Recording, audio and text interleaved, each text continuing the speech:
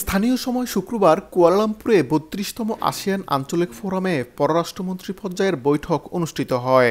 এর ফাঁকে মালয়েশিয়ার পররাষ্ট্রমন্ত্রী হাজী মোহাম্মদ বিন হাজী হাসানের সঙ্গে দ্বিপাক্ষিক বৈঠকে অংশ নেন বাংলাদেশের পররাষ্ট্র উপদেষ্টা মোহাম্মদ তৌহিদ হোসেন। এ সময় জঙ্গিবাদে জড়িত সন্দেহে মালয়েশিয়ায় গ্রেফতার বাংলাদেশিদের বিষয়ে জোরালো তদন্তের আশ্বাস দেন তিনি। সন্ত্রাসবাদের বিরুদ্ধে অন্তর্বর্তী সরকারের দৃঢ় অবস্থান পুনর্ব্যক্ত করেন পররাষ্ট্র উপদেষ্টা। জঙ্গিবাদে জড়িত সন্দেহে গ্রেফতার বাংলাদেশিদের বিরুদ্ধে তদন্তে মালয়েশিয়ার সহযোগিতা চান তিনি। মালয়েশিয়ার পররাষ্ট্রমন্ত্রী বাংলাদেশকে সহযোগিতার আশ্বাস দেন। এছাড়াও পররাষ্ট্র উপদেষ্টা তৌহিদ হোসেন যুক্তরাজ্যের পররাষ্ট্রমন্ত্রী ডেভিড লেমি, নিউজিল্যান্ডের পররাষ্ট্রমন্ত্রী উইনস্টন পিটার্স, শ্রীলঙ্কার পররাষ্ট্রমন্ত্রী হন ভিজিতা হেরাত এবং দক্ষিণ কোরিয়ার ভাইস মিনিস্টার পার্ক ইয়নজোর সঙ্গে বিভিন্ন ইস্যুতে আলোচনা করেন।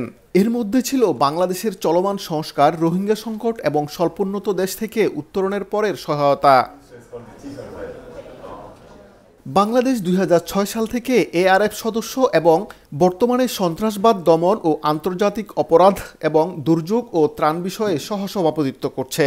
পররাষ্ট্র উপদেষ্টা এআরএফ বৈঠকে রোহিঙ্গা সংকটের প্রতি আরও মনোযোগ দেওয়ার এবং বাংলাদেশের সেক্টরাল ডায়ালগ পার্টনার হওয়ার আবেদনকে ইতিবাচকভাবে বিবেচনার আহ্বান জানান।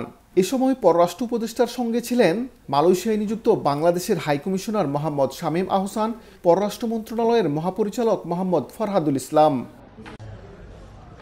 মোহাম্মদ আব্দুল কাদের, সময় সংবাদ, কুয়ালালামপুর, মালয়েশিয়া।